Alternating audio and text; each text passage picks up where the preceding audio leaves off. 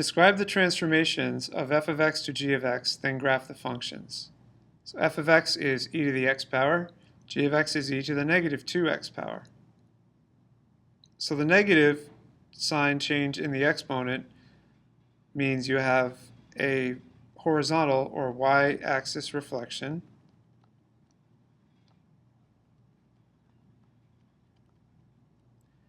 And this 2 means a horizontal shrink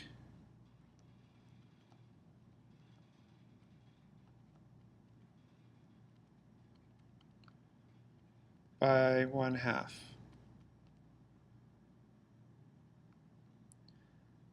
Okay, so I'll plot f of x equals e to the x first and then do the transformations.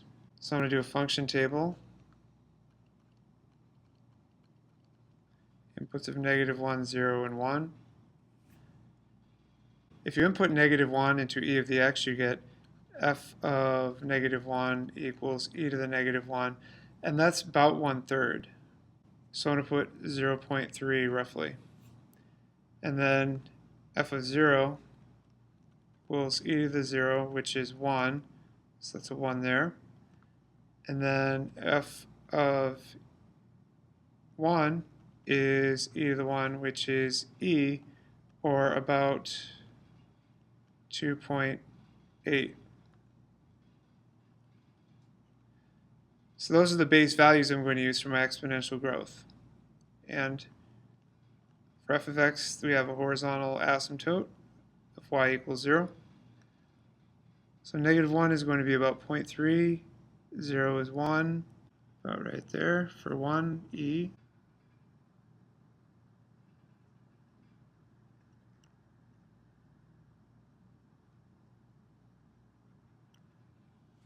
Okay, so that's f of x.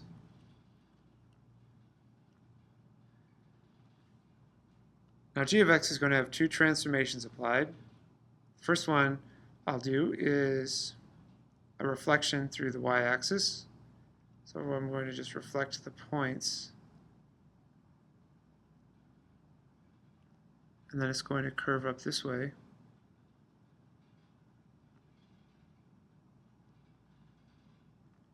Like that. And then we have a horizontal shrink by 2. And that means all the points are going to have half the distance from the y-axis. So I'm going to have a point here, and a point here. This point doesn't move, that's on the y-axis.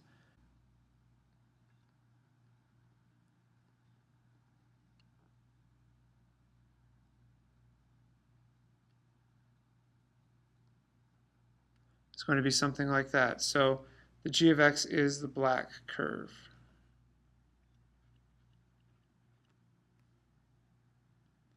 Okay, now let's go ahead and graph on the calculator to compare.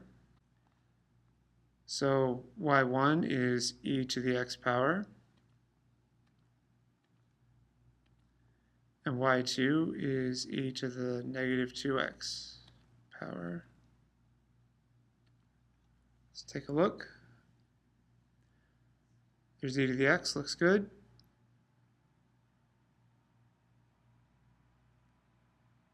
And there's the red for the g of x.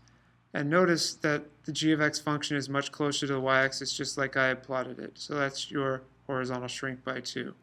And also shows the horizontal reflection. Okay, so I did get these transformations right. Y-axis reflection and horizontal shrink by 1/2.